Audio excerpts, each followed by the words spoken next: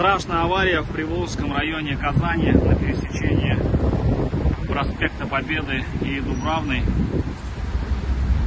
Микроавтобус вылетел с проезжей части и сшиб троих людей, ожидающих трамвая вот на этой остановке.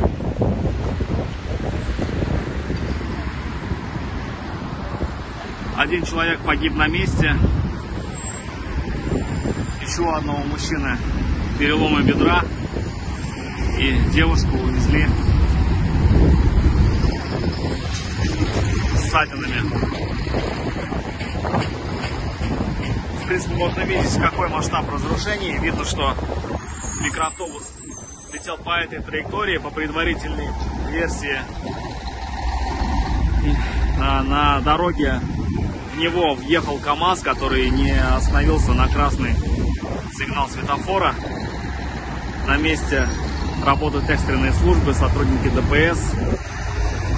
Движение на трамвайных путях остановлено. Подробнее об этом ЧП расскажем сегодня в новостях Татарстана.